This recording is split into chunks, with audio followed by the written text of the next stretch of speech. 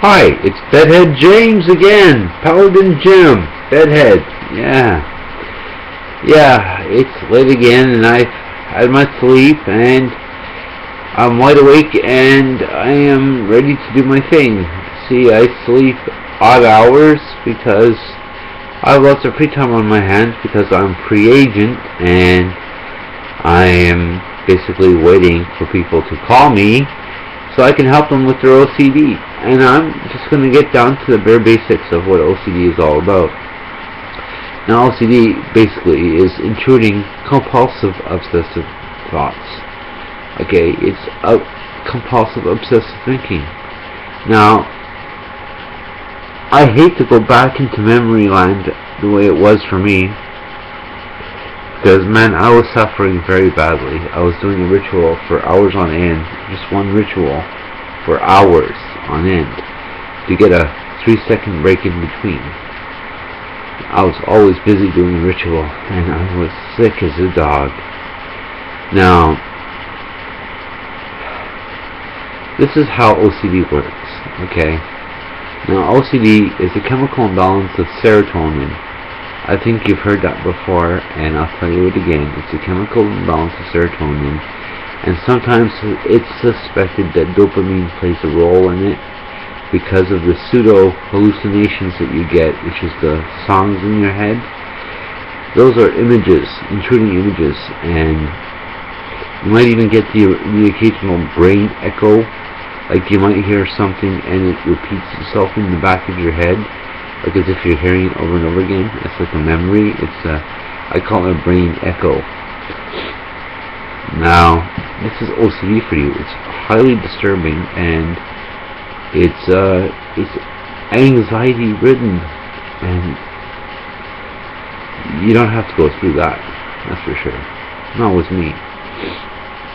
But when it comes to OCD, these intruding compulsive obsessive thoughts to do things to get rid of them in the first place, you see the vicious circle? It doesn't help. So what you're doing is you're coming to a brick wall and you think that by continuing the same behavior you're going to get different results. And the thing is, you keep hitting the brick wall, and whatever you're trying to do to feel better to stop them, they'll never go away because that brick wall is always going to be there. Now, I'll give an example.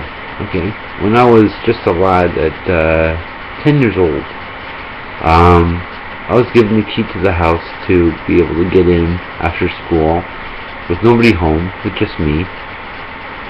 And I would come home for lunch, and then I would leave, and then I would come back home, and my mom might be there, or my dad, or it'd just be me. But when I left, I was so scared that I left the door unlocked that I had to go back and check it again. And it took me at least 5 times or 4 times to check the locks. And sometimes I'd even go as far as to go check the front door instead of the back door because I left by the back. And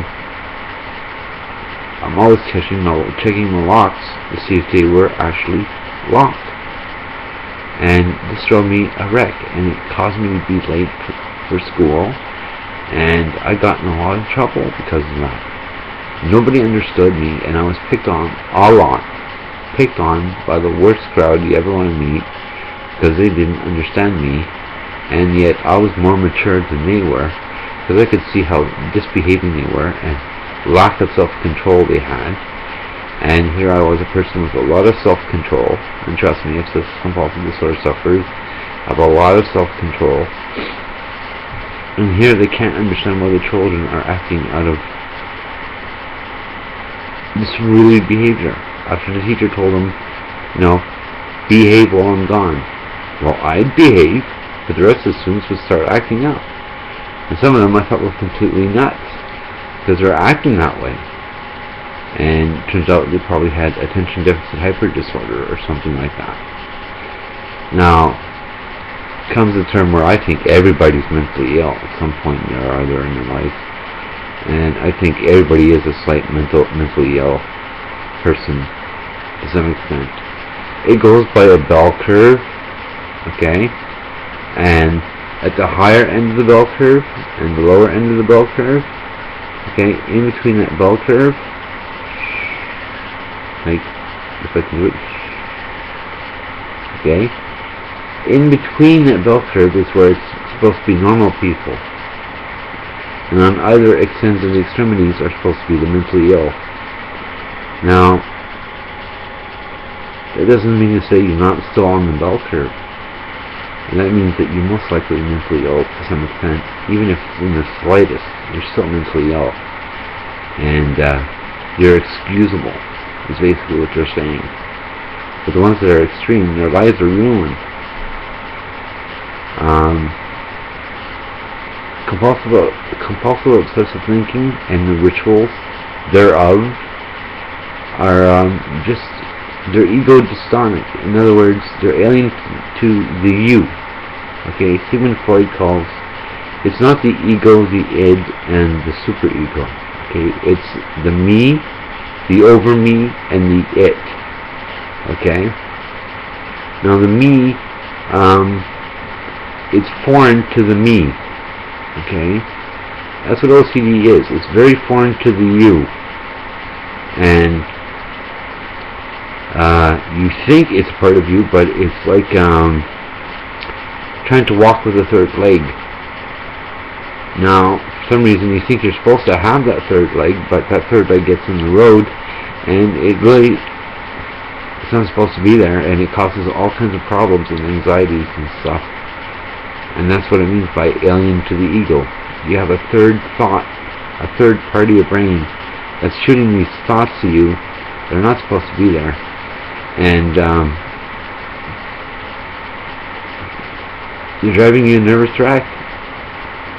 Now, some people tend to think that these thoughts are normal, that everybody gets these thoughts, but because we're highly moral people, that's why I love you guys so much, because I know how moral you are.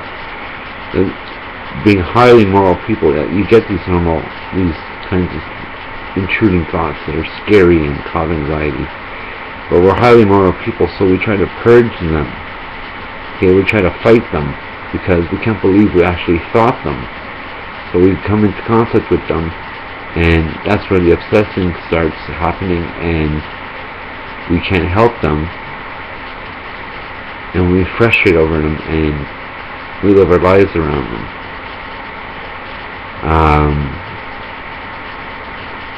That's really much what I have to say about OCD.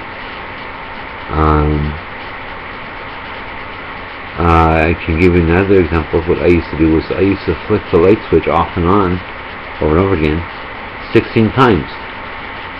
1, 2, 3, 4, 1, 2, 3, 4, 1, 2, 3, 4, 1, 2, 3, 4. Everything I did was like that. That's how I counted my rituals. And I rinsed my glass, it was 4 times. 1, 2, 3, 4. Everything. And you know why? Think of 4 as a perfect square. Now think of 4 in each corner of a 4-cornered square. That's 16, right? In a 4-cornered square. That's perfection to me, and that's how I thought of my rituals to be performed in perfection. And flicking light switch, 1, 2, 3, 4, 1, 2, 3, 4, 1, 2, 3, 4, 1, 2, 3, 4. Flicking my cigarettes, 1, 2, 3, 4. Drinking milk with a mental phrase, 1, 2, 3, 4, 4, 3, 2, 1, 0, blast off, and all that jazz. Every time I drank something cold, just so I wouldn't shock my system, for fear of something cold shocking my system and killing me. Now OCD is all about death, and I'm telling you, faith is important. That's why I'm a pastor. I had to be one. That's how bad my OCD was. You could just normally be Christian, but I had to be a pastor. That's how bad my OCD was. And I'm quite gifted. And yes, you obsessive-compulsive disorder sufferers are quite intelligent. off the scale probably sometimes.